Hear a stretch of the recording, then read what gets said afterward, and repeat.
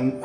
I want to first thank you for being such an active member of Corpus Christi University Parish, and in a special way for your commitment to liturgical ministry here at Corpus Christi. We're filming these for some trainings we're doing in the different liturgical ministries: ushers, mass coordinators, extraordinary ministers of Holy Communion servers, and lectors, and just a kind of refreshment course in a certain sense. I've been here a number of years, and just sort of some things I've observed, but also kind of refreshing, and a few minor changes in each of the ministries.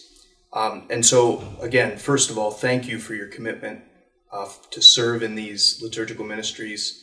They assist us in the worship of God, and that's, of course, the point of joining the liturgical ministries. So before we get to any of the sort of things I want to emphasize in liturgical ministry or any proposed kind of minor changes, I want to stress sort of three foundational principles of liturgy and how I kind of approach our worship here at Corpus Christi. The first is that as the Second Vatican Council taught, the Mass and the liturgy are the source and summit of the Christian life. That what we encounter here every Sunday, every Saturday night and every Sunday is of the utmost importance to our faith, to the building up of our faith.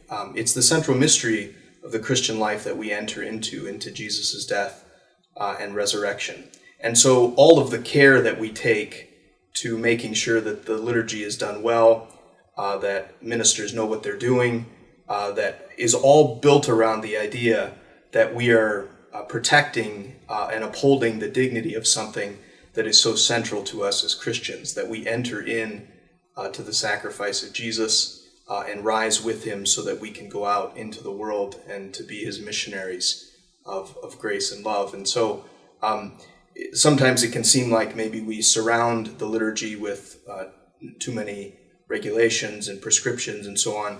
But the truth is we protect with norms those things which we find particularly worthy of dignity. And so that is one of the reasons that we're so attentive here and at other parishes to the liturgy. The second foundational principle I'd like to suggest is that we don't create the liturgy creates us.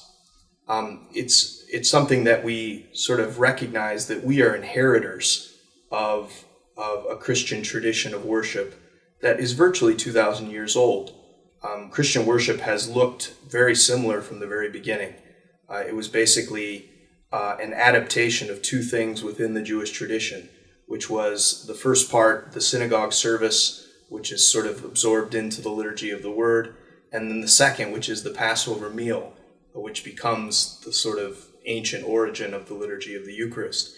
And so the earliest origins we have of Christian worship has this twofold structure of the liturgy of the Word, of hearing of God's love story towards us, and then transitioning into taking part in and receiving the one Passover lamb who is Jesus. And so that central structure has been really present in Christian liturgy from the very beginning. We inherit that structure.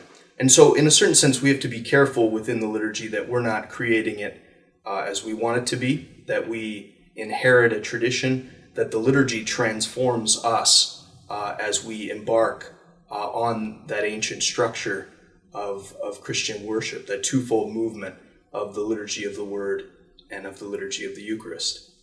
The third thing I would say as a kind of foundation for liturgical ministry is that our role as liturgical ministers is one of prayer, not of performance.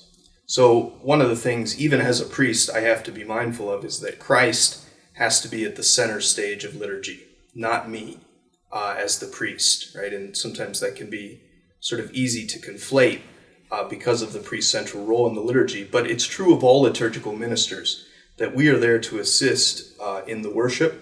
We're not there to take sort of center stage, that we are to aid the prayer not to distract people from encountering Christ in the liturgy. One thing that sort of follows from this, which is that if we ever find ourselves, due to health or other factors, incapable of performing the ministry that we have sort of signed up for and done for many years, if we find that we're in some ways being distracting, or we can't perform that ministry to the level that it demands, it's an incredible act of humility to be able to step down, to realize that we aren't at the center of liturgy, but Christ is meant to be at the center of liturgy. And so, friends, those are just a couple things on my mind as we do some liturgical training here, which is that this is so important. The reason we put so much energy here at Corpus Christi and other parish into this is because it is the central mystery of the Christian faith, that we don't create it, it creates us, it transforms us as we enter into it, and that we're meant to be participants in the drama of liturgy, not the main actor, right? That's Christ, but to be participants of this incredible drama. So again, I want to thank you all for your commitment to this parish, and in a special way for your commitment to liturgical ministry. It makes the liturgy here, as I've said to 1 million people and as people brag about all over the city, I think arguably the best liturgy in town. It's an incredible experience here, and we want to continue to build on that legacy and continue that tradition. Thank you. First of all, I want to thank all of those who have committed to the ministry of hospitality that we call Usher. I consider this of central importance to what we do here at Corpus Christi, and really at any parish, because just like sort of the parish secretary is the first person one encounters when they come to a church, the usher, the minister of hospitality, is often the first person that a visitor experiences when they come to a new church. And so there's been a big sort of resurgence of influence on and importance given to the ministry of hospitality, and I think rightly so. There's a beautiful aspect of this in our own tradition as the church built monasteries and hospitals. There's this great tradition that every stranger that walks into or that you encounter is to be treated as Christ himself. And so I just want to encourage all of you to embrace the incredible importance of what you do, that often when someone comes to Corpus Christi for the very first time, you are the face and the voice that they encounter. And so that's an incredibly important task, and one that I want to commend you on and encourage you in as you go forward in this ministry. I want to address just a few things that I'd like to emphasize for you as ushers, and then a couple minor changes. The first is I want to make sure that our orientation for greeters of hospitality is the visitor. So I think one of the things that we struggle with as a church is that we build things for the people that already come. But my orientation is to say that the people that already come, they kind of know to get a bulletin when they walk in. They know generally where they're going to sit. They tend to know people, and so on. It's the visitor that doesn't know at Corpus Christi you need a bulletin to follow the music. It's the visitor that doesn't know where they're going to sit in our church. It's the visitor that doesn't know where the restrooms are, the changing table. And so just to reorient, and I have to do this in my own ministry too, to reorient the Sunday worship to making sure that visitors are sort of at the center of what you're looking for people that don't quite know where they're going. I can't find a restroom. Maybe the ones that are already seated in the church when you get here, and to be able to go around and see if any of them need bulletins, presuming some of them maybe don't know that they need that for the worship experiences. So I really want to orient us to be sure that we're focused on the visitors, and to be on the lookout for new people who might be coming to Corpus Christi for the first time. With that comes sort of a hope that I have that if you know that it's a big liturgy, if you know it's opening weekend of school, or you know it's the pre-Christmas candlelight mass, that maybe you come a little bit early, knowing that there's going to be people coming early, and knowing how important it is that people here are greeted, that visitors are greeted, and again, that they receive the bulletin precisely because it's their sort of resource for worship. And so just to be mindful maybe of bigger liturgies and maybe coming a little early if you can for those.